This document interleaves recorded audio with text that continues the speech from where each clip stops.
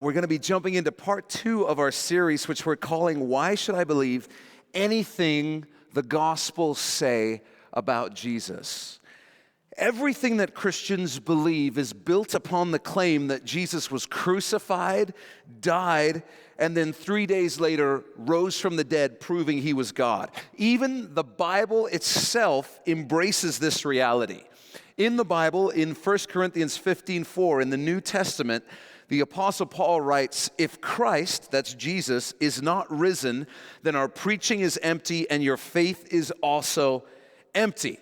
And many Christians can share reasons why they believe Jesus rose from the dead, but for most Christians, they use the Bible as the source for all of those reasons, which puts a logical burden on Christians to be able to explain why we should trust what the Bible says about Jesus. Why should we consider it to be a legitimate source of evidence? And so we're spending a few weeks taking a look at the historical and logical reasons why we should believe the things the Gospels say about Jesus. And when we talk about the Gospels, we're talking about the 4 books in the Bible that specifically document the life of Jesus on the earth: Matthew, Mark, Luke, and John. This series that we're doing is based on an outstanding book by Mark D. Roberts that was published in 2007 called Can We Trust the Gospels? And I'd encourage you to pick that book up if you want to get into even greater detail on this subject. And just in case you're thinking, well, Jeff, why don't I just get the book and read it then? You should get back to preaching something else. But a friend of mine told me a story once. He showed up for a CrossFit class and he looked at the workout, and the whole day's workout was running. So he looked at the coach and he said, "Running? That's stupid. I can just do that at home." And the coach wisely responded, "Yeah, but you won't." And he said, "Touche." He went off and did the workout. You see, we're a church that believes the Bible is the Word of God. We're people who build our lives upon what this book teaches. And so we better be able to explain to somebody why we trust what the Bible says. And I would guess that most of us have been meaning to get around to studying this subject for years. And so that's why we're taking time on a Sunday to do this. Because even though I realize that we could all go buy the book and read it, most of us will not go buy the book and read it. And you know that I speak the truth. So I'm glad we have the opportunity to do this and go through this together.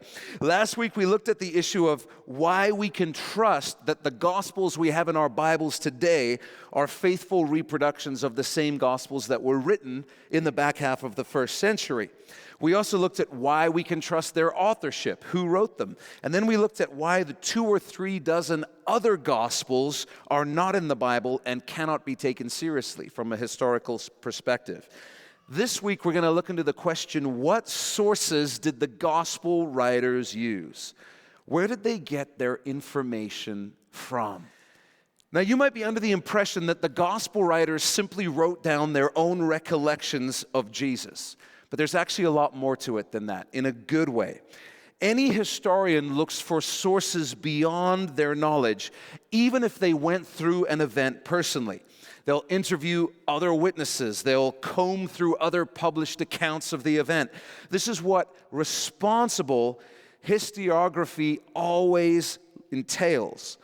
When 9/11 happened, the writers at the New York Times didn't say, "We don't need to talk to anybody, we don't need to interview anybody else because we were there in New York when it happened." As we shared last week, 2 of the 4 gospel writers were not eyewitnesses to the life of Jesus. Mark's gospel is considered to be based on the recollections of Peter, who was an eyewitness, but it was somebody else who actually recorded what the Gospel of Mark says, while Luke's Gospel was written by a man who never met or knew Jesus. However, we do know for certain that Luke made up for his lack of direct knowledge about Jesus by carefully making use of historical sources. In fact, Luke tells us this himself at the very beginning of his gospel. And I put this on your outline, Luke chapter 1, verses 1 through 4. Luke starts his gospel with a prologue, which is something similar to what any legitimate ancient historian would have done. And he writes, "Inasmuch as many," underline the word many, "have taken in hand," and then underline, "to set in order a narrative of those things which have been fulfilled among us, Just as, and then underline all the way to the next comma, those who from the beginning were eyewitnesses and ministers of the word delivered them to us. It seemed good to me also, having, and then underline, had perfect understanding of all things from the very first, to write to you an orderly account, most excellent Theophilus, that you may know the certainty of those things in which you were instructed. Did I ever tell you guys about the time that I was almost named Theophilus? Did I tell you the story? No, I didn't tell the story? So when I was born, my parents were actually 99% sure that I was going to be a girl. And so they didn't even have a name picked out. And so I was in the hospital, and the doctor came in, because this is the time back when the husband couldn't be in the delivery room. And he came up to me and said, well, what name do you want me to put on the birth certificate? And my dad said, I don't know. We thought he was going to be a girl, so I haven't really put that much thought into it. And the doctor said, well, what about Theophilus? And my dad said, wow, this is a biblical name. We got a man of God delivering my child. How cool is this? And he said, Theophilus. I'm just curious, why would you suggest the name Theophilus? And the doctor said, because that's the Theophilus looking baby I've ever seen in my life. True story, true story. Anyway, but while we don't know exactly who Theophilus was, our chief interest in today's study are the sources that Luke identifies. So take a look in just these 4 verses here. Take a look at what Luke claims. I had you underline the word many. So the first thing he says is, inasmuch as many have taken in hand to set in order a narrative of those things which have been fulfilled among us. What that means is he's saying many people have written down an orderly account of the events concerning Jesus. So here's what this tells us. It tells us that Luke consciously drew from more than 1 or 2 or 3 written sources about the life of Jesus. So make a note of this, because this is huge. Luke tells us that at the time he wrote his gospel, there were many written accounts of the life of Jesus. People had written down many, many things already. There were written records of the life of Jesus, but not complete, entire written records, most likely. Secondly, then Luke mentions those who from the beginning were eyewitnesses and ministers of the word delivered them to us. In the original language, the phrase delivered them to us refers to oral tradition, the practice of passing down stories and knowledge verbally from one person to another. Ministers of the word refers to those who preached and taught. So Luke tells us there was a thriving oral tradition about Jesus, which was passed on by preachers and teachers. But these weren't just any old preachers and teachers. Luke paid particular attention to those who based their preaching and teaching on their own eyewitness experience of Jesus. So write this down. He's talking about the apostles. The apostles were the source of a thriving oral tradition about Jesus. A thriving oral tradition about Jesus. Thirdly, Luke says that he reached the point of having, quote, perfect understanding of all things from the very first. Here's what that means. It means that Luke actually read the many written accounts of Jesus studiously, and he made an effort to sift through all the oral traditions. He interviewed eyewitnesses as well, and Luke makes the claim that he is a thorough historian who's done his scholarly homework, and he has come up with a complete understanding of the life of Jesus. So write this down. He had done the research and work of a diligent historian. He had done the research and work of a diligent historian. And then lastly, Luke tells us that the goal, the purpose of him doing all this research and recording it in this gospel is so that Theophilus, quote, may know the certainty of those things in which you were instructed. In other words, that Theophilus may know the truth about Jesus. So make a note of this. His goal was to make the truth about Jesus plain to Theophilus. The truth about Jesus plain to Theophilus. Luke wrote his gospel paying close attention to the sources at his disposal so that the reader might have confidence about who Jesus was, so that the reader would know everything that's in here has been researched, it's been checked out, it's been verified, so that you can know who Jesus was, what he did, and why he matters. And Luke actually writes even more about why Jesus matters in the sequel to his gospel, which is the book of Acts. Let's talk more about Luke's written and oral sources. Matthew, Mark, and Luke, some of you will know, are often called the synoptic gospels because they include many of the same miracles and teachings, often with a very similar wording and in a very similar order. The word synoptic is related to the same Greek word from which we derive our English word synopsis. A synopsis is just a summary or an overview of something. John's gospel is pretty different. It was written last, most likely a couple of decades after the third gospel was written. And while everything it says is consistent with the synoptic gospels, it has a very different flavor. But that's likely because John was just a very, very different dude. He was a mystic who was very different from the other disciples.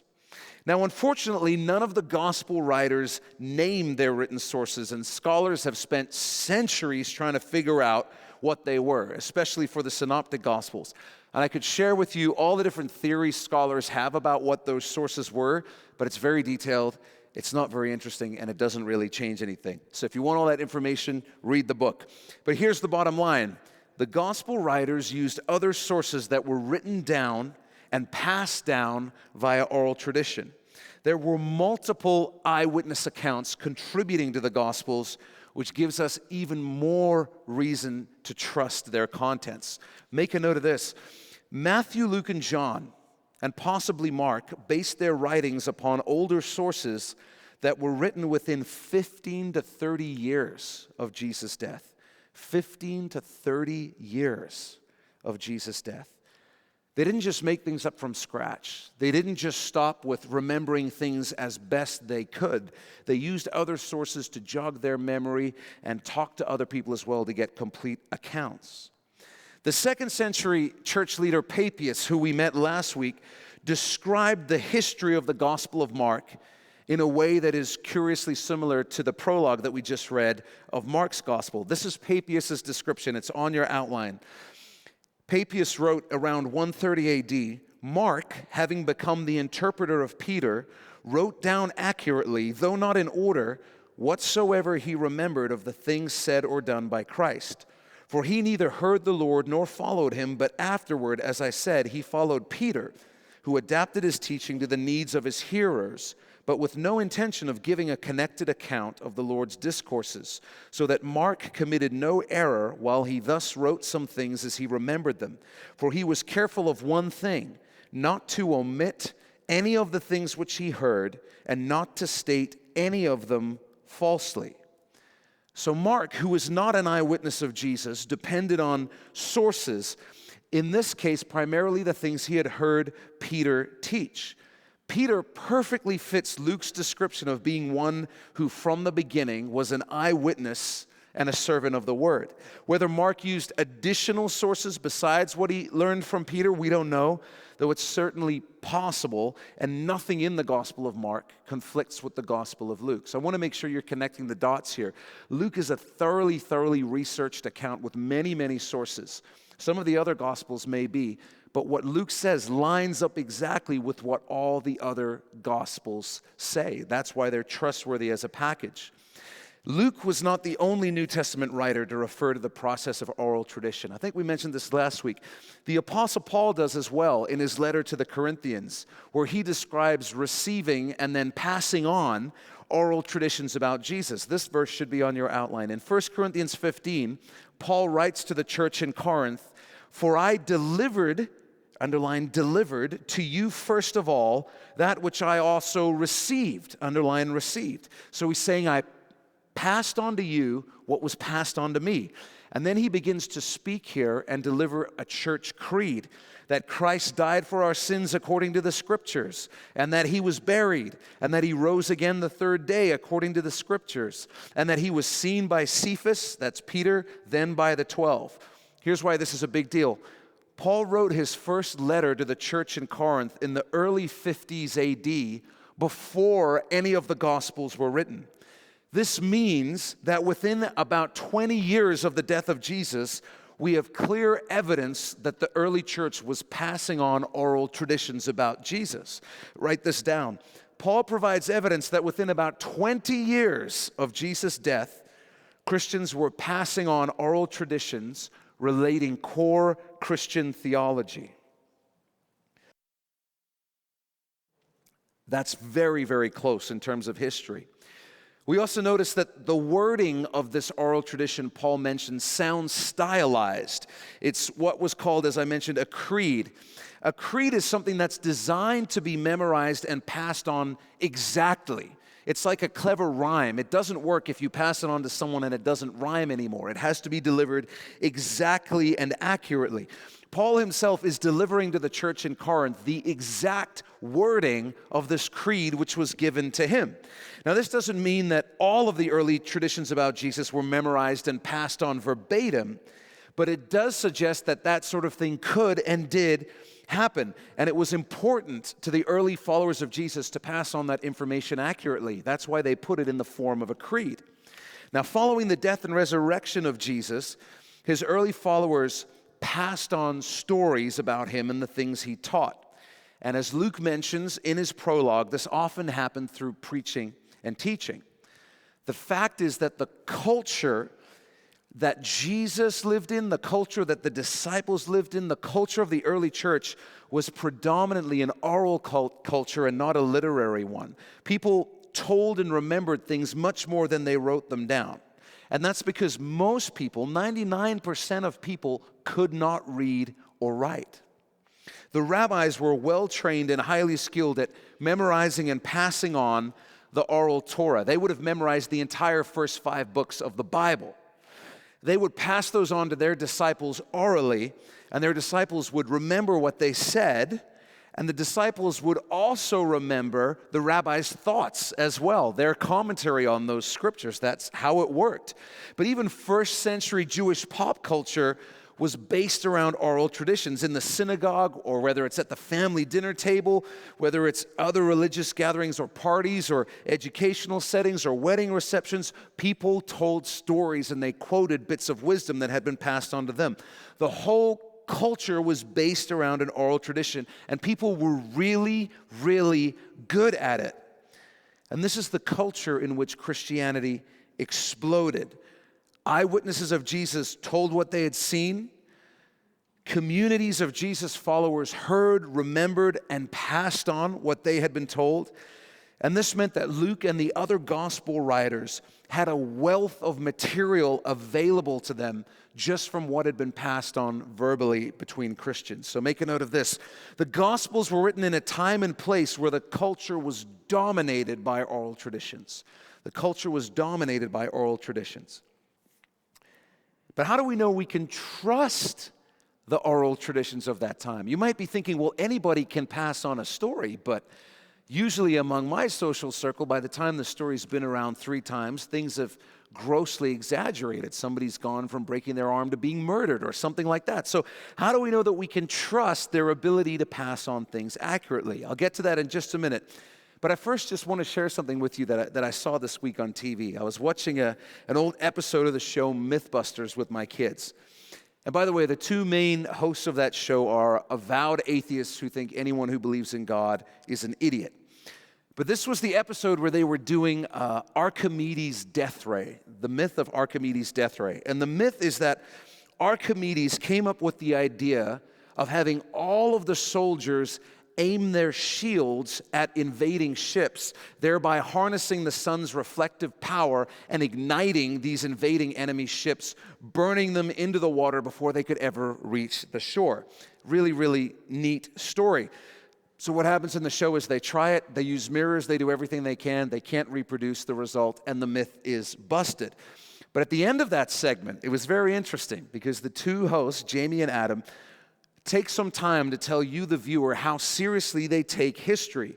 And they shared that it was amazing because the ancient historian who wrote about this battle was actually able to interview some of the soldiers who had fought in that battle. They were still alive, and he was able to talk to them. And then they also shared that it was 300 years later when the first accounts of fire being used in that battle enter the historical record. There's no record of fire being used in the earliest records. And so they said, for this reason, we have no reason to think that this ever happened or was even attempted. And that's actually the correct way to evaluate historical records. You place great weight on eyewitness testimony, and you esteem older accounts as accurate over contrary later accounts. The Gospels were thoroughly researched. They relied on eyewitness interviews of people who walked and talked with Jesus. They relied on eyewitness oral testimony and eyewitness written records. And two of the gospel writers were eyewitnesses themselves. And I just want to make sure we understand that in any version of history, not just biblical history, in any historical event, that's about as good as it gets. That event that they were talking about could only match that level of excellence if the historical account had actually been written by soldiers who fought in the battle. The gospel accounts are even better than that because two of them were written by people who were actually there. And as I mentioned last week, this is also why we disregard all the other so-called gospels who teach contrary things about Jesus, because they were written 60 to 200 years after the four biblical gospels. All we're asking people to do is to evaluate the biblical gospels the same way that the world's best scholars evaluate all ancient historical texts. And as we said last week, if you're going to throw out all the evidence that's for and in the Gospels, you basically have to throw out our entire knowledge of ancient history, because there's really no event in ancient history that has better sources than the Gospel accounts. So some critics make the claim that because oral tradition was involved in the writing of the Gospels, they can't be trusted. Because, those oral traditions must have become corrupted by human error and the hyperactive imaginations of the early Christians. And to illustrate their point, they'll use an analogy that I used last week, the old children's game of telephone. And if you've ever played that game, you know that by the time the message reaches the last person, the message is usually hilariously corrupted, completely different from the original. Now, this analogy doesn't actually prove that the oral traditions about Jesus can't be trusted. In fact, the limitations of the analogy will help us understand why we can put our trust in the oral traditions about Jesus that are found in the Gospels.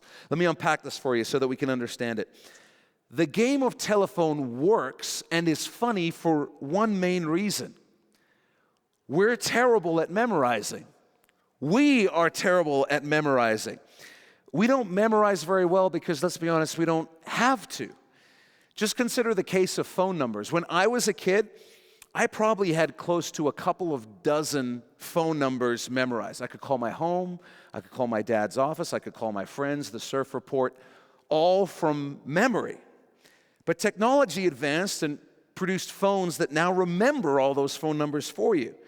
Now I have to literally strain to remember my wife's cell phone number because I don't actually know it. It's just programmed into my phone, and I just hit the picture of her face. I don't even know what her phone number is. And yet people can be trained to memorize stuff, even in today's visual technological culture.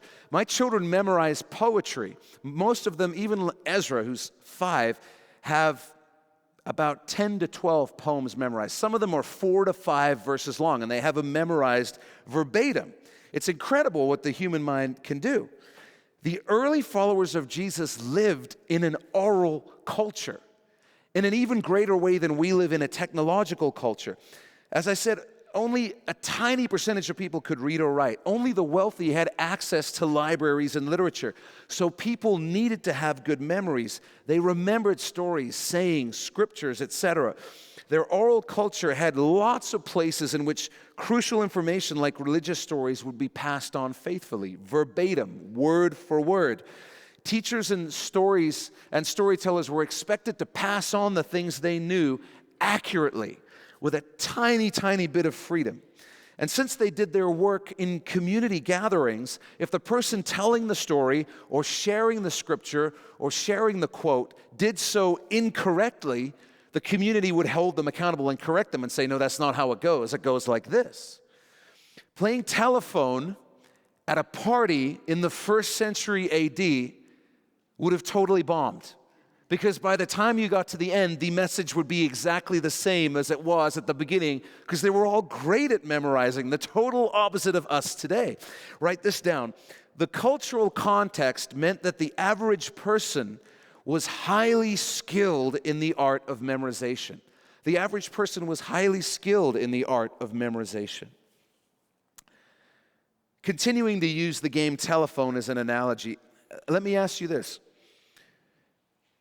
Who was at the beginning of the chain of the Gospels? Who's the one providing the original message? It's Jesus himself. Jesus himself.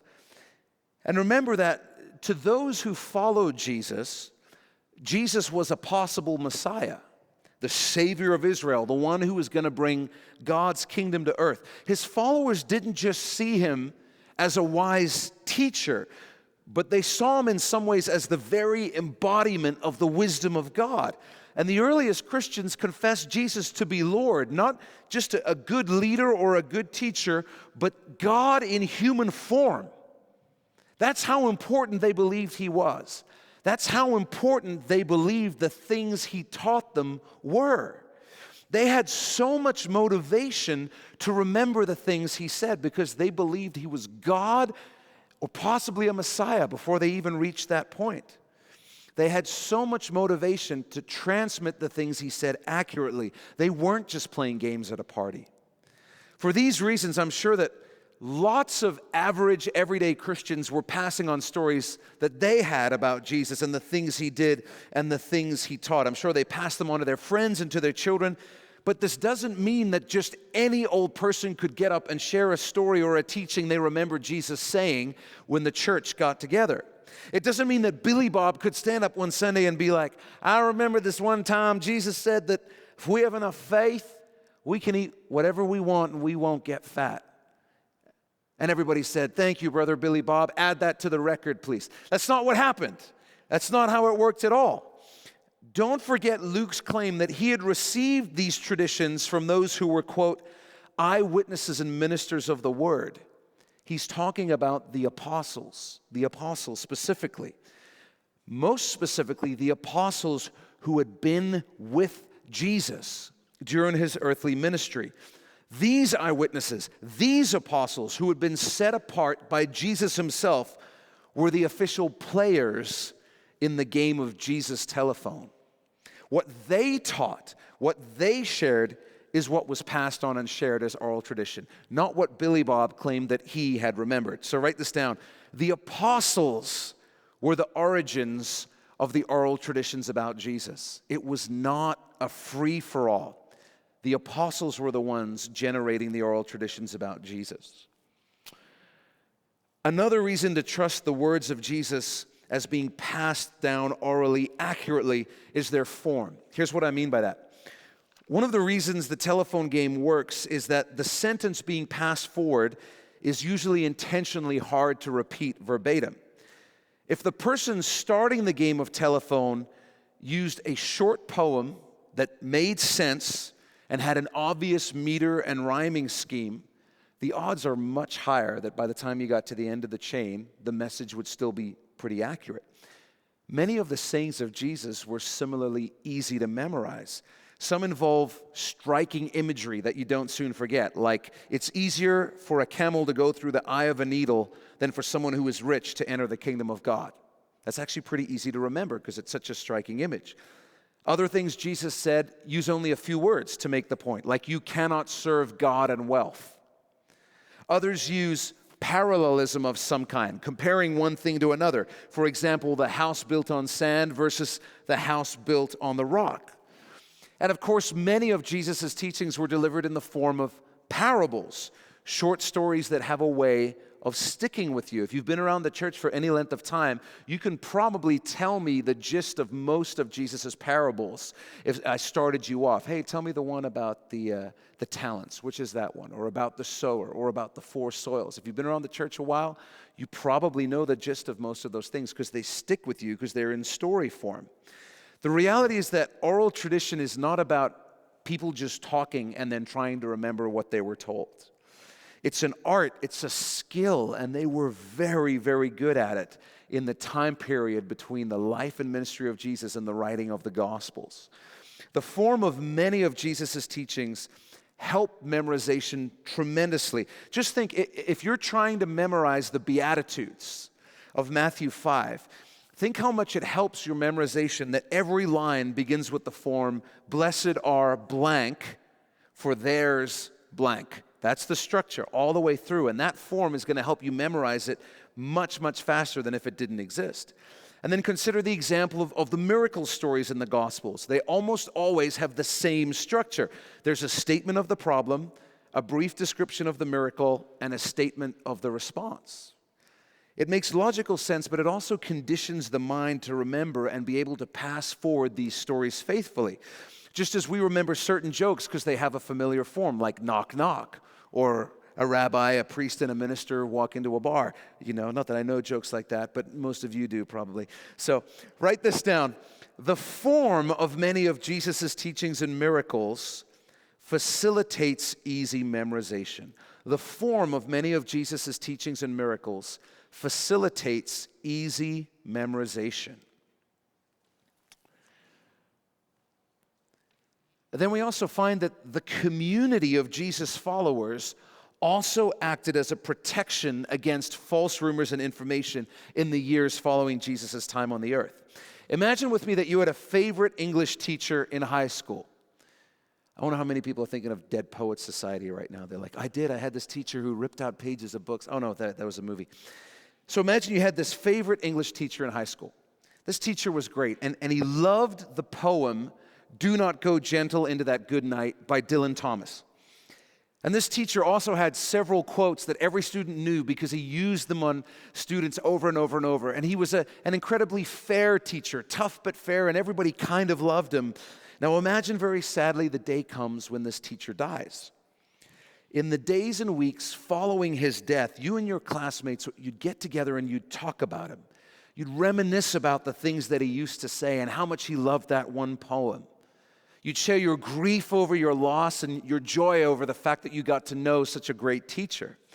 And together, your combined stories and your recollections would reinforce your memories of that man, because you would remember an event and then somebody would mention a detail about that event that you had forgotten. But as soon as they said it, you'd be like, oh, right, I remember that now. And so together, as you talk about these past experiences, your memory is becoming more and more solid, more and more detailed, more and more accurate, more and more full. So now imagine if during that time, somebody tells a story in the group that contradicts everything you and your classmates have remembered about him. So imagine if somebody says, yeah, you know, the only thing I didn't like about him is that he played favorites. Or someone says, oh man, he really hated that one poem, Do Not Go Gentle Into That Good Night. What would happen? The group would correct that person, right? They'd say, no, that's totally wrong. That's not how he was. That's not what he said. And he loved that poem. Your community would ensure the basic truthfulness of the oral traditions about your beloved teacher. And that's exactly what happened in communities of Jesus followers in the years following his death. Not only were they led by recognized leaders who had walked with Jesus and heard his teachings, but the whole community created a place where people could share their memories of Jesus and have them weighed and corrected by the community and the leaders who had actually walked with and heard Jesus teach. So that together and collectively, their memories of Jesus and the things he said and taught were solidified, wrong ideas were corrected, and everyone's memory was made stronger and more detailed. Sometimes you'll hear skeptics talk about the period between before the writing of the Gospels and the death of Jesus. They'll talk about those 20 years or so as if it were just a free-for-all of oral traditions where anybody could be inspired by the Spirit to attribute any saying they want to Jesus. The problem is there's not really any evidence at all that happened. And there's a ton of evidence that it did not happen. This is what Bergner Gerhardsen, who's one of the greatest scholars and professors in New Testament reliability who's ever lived, here's what he concludes regarding the oral tradition about Jesus. not sure if I put on your outline or not. He says, "My contention is thus that we have every reason to proceed on the assumption that Jesus' closest disciples had an authoritative position in early Christianity as witnesses and bearers of the traditions of what Jesus had said and done. There's no reason to suppose that any believer in the early church could create traditions about Jesus and expect that his word would be accepted." Gerhardson's observation is confirmed by the fact that so much in the oral tradition, this is really interesting, so much in the oral tradition about Jesus doesn't reflect the needs of the early church. He points out that you can trust what they're saying is accurate because their memory of the things Jesus said and taught didn't make their lives easier in the years following the death of Jesus. In fact, if they were making stuff up, we should expect there to be much more helpful information on some contentious issues, because if there's a contentious issue, someone would just go, "Oh, I remember Jesus said something about this, which would settle this dispute." But that's not what happened. There's not all the extra information that would have been really helpful on things like the relationship between Jews and Christians, on keeping the Sabbath versus meeting on Saturday, or women in ministry, or participating in pagan festivals, or hiding your faith under persecution. You see, if they were making stuff up, somebody would have made something up like, "No, remember this one thing. Jesus said it's what is in the heart that counts. So if you're going to be murdered for your faith, it's okay to pretend that you're not really a Christian because it's what's in the heart that counts." Somebody would have made something like that up, right? When the Romans are coming around, burning your town and feeding you to lions. If they were making stuff up, that's when somebody's going to make something up, right? Or somebody would have said, "Oh, Jesus actually said, no, it's cool. You don't have to worry about the whole tithing thing." Somebody would have made that up if they were making stuff up, I guarantee it. But it didn't happen. That's not what we have in the Gospels. The fact is, the community of Jesus' followers carefully conserved what he had said, making sure that the process of oral tradition was faithful to what Jesus actually said and what he did not say. So write this down. The community of Jesus' followers served to protect the truth and correct falsehoods from being spread about him in the years following his life. Protected the truth and corrected falsehoods. In the game telephone, the sentence is passed on secretly, right? It's whispered from one person to another. But imagine what would happen if you changed the rules and had every player instead say the message out loud to the next person in the chain. That'd become a really boring game, because even us with our terrible ability to memorize would be able to each step correct the errors, right? Somebody in a group of 8 or 10 would say, no, you're a word off there, get it back on. And by the time we reach the end, it would probably make it accurately. That's more or less what happened in the early Christian community when it came to passing down the teachings of Jesus. It wasn't done secretly. It was done openly. Remember that Luke got his information from eyewitnesses who were also ministers of the word. These apostles were preaching and teaching Jesus in public and in churches. Their stories about Jesus, what he said and what he did, were public record.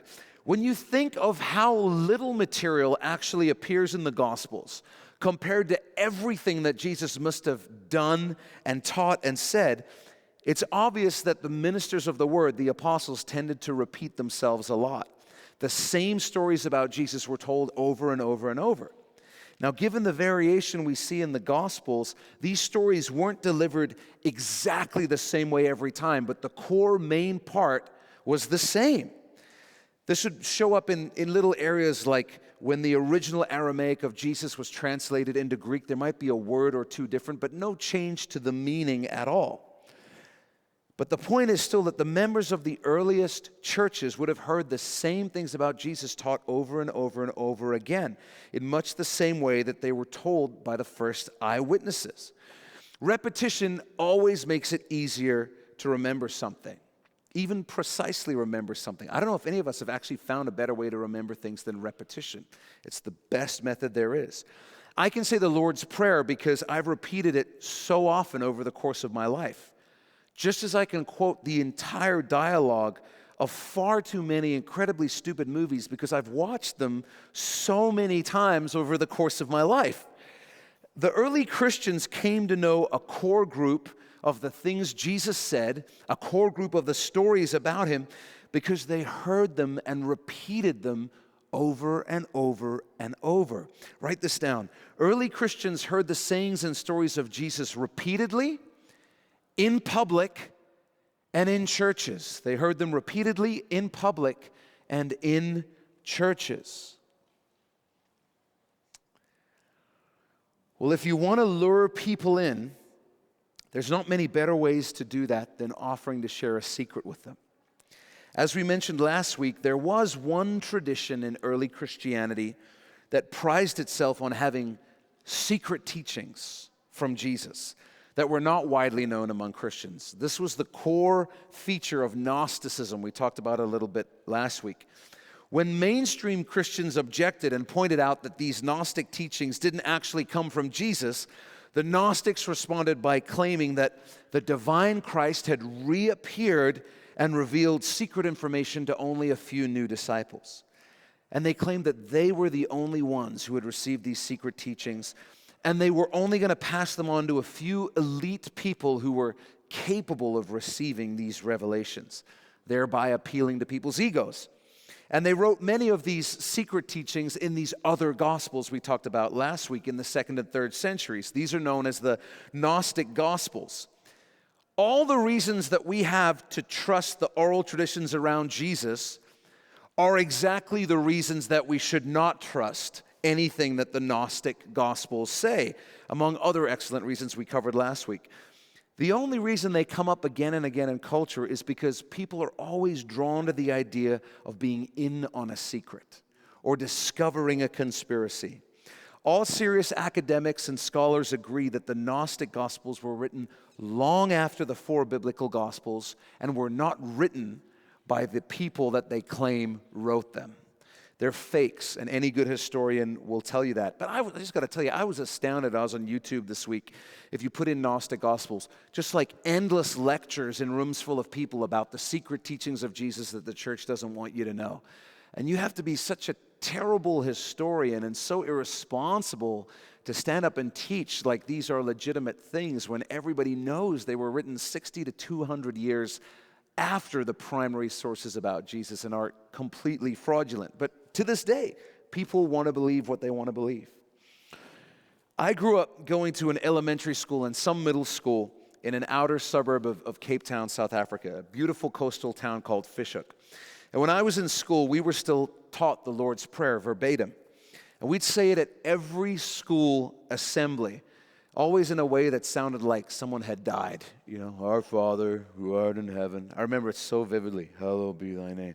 And when we started learning it in the first grade, I'm sure we made all kinds of adorable and amusing errors.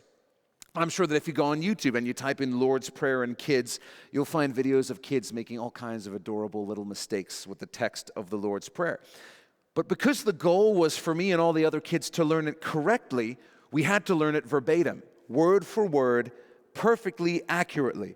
And our mistakes were gently corrected until we got it right.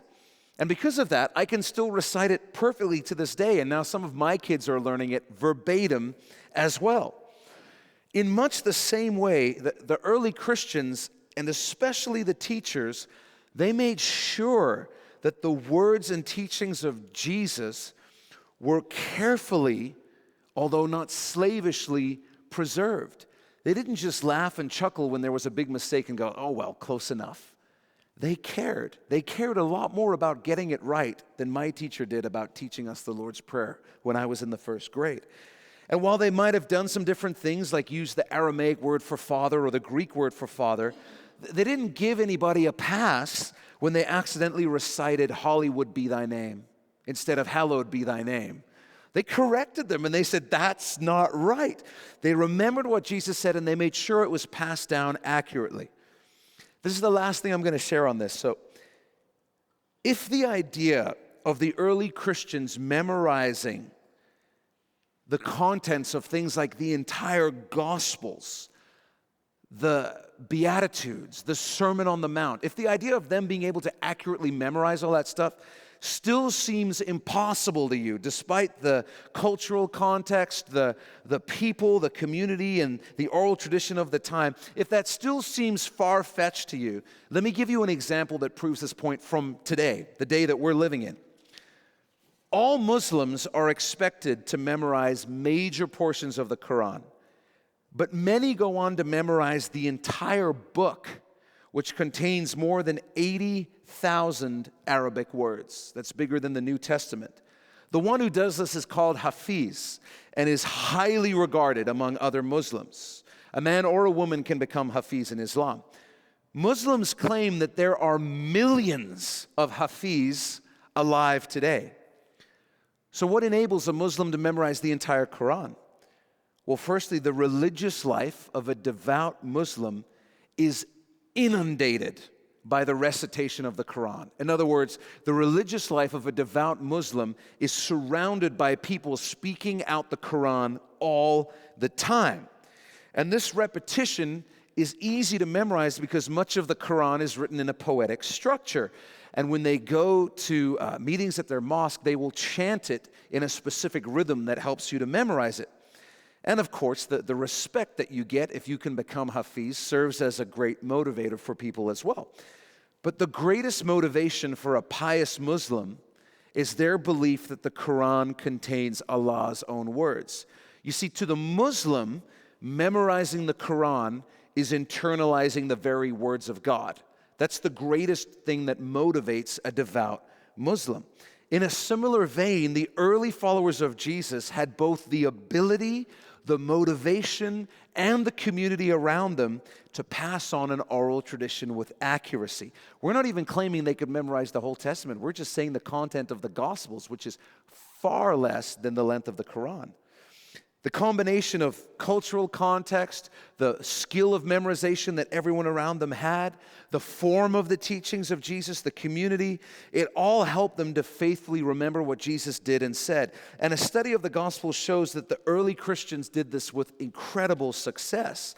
So when we combine the first century dating, which we looked at last week for Matthew, Mark, Luke, and John, when we combine it with the fact that there were oral traditions about Jesus springing up immediately following his return to heaven, when we see that early Christians were faithful in passing on these traditions, even forming them into creeds so that they could be passed on word for word with total accuracy, we find ourselves with a convincing case and rationale for trusting the Gospels. What we find in Matthew, Mark, Luke, and John accurately represents what Jesus actually said and what he actually did. We might not have the original Aramaic words of Jesus except in a few cases, and we might not have the original first Aramaic stories about him, but we do have Greek translations that faithfully reproduce Jesus' actual words and deeds. The bottom line of today's study is that the gospel writers use written and oral sources in addition to their own memories and recollections. And those sources were reliable. Luke especially did a thorough investigation, and because Luke did such a great investigation and the other Gospels line up with what he said, we know that we can trust them as being historically reliable, consistent with written records about Jesus, consistent with oral traditions about Jesus, consistent with the eyewitness testimony of Jesus. Everything adds up. Would you bow your head and close your eyes? Let's pray together.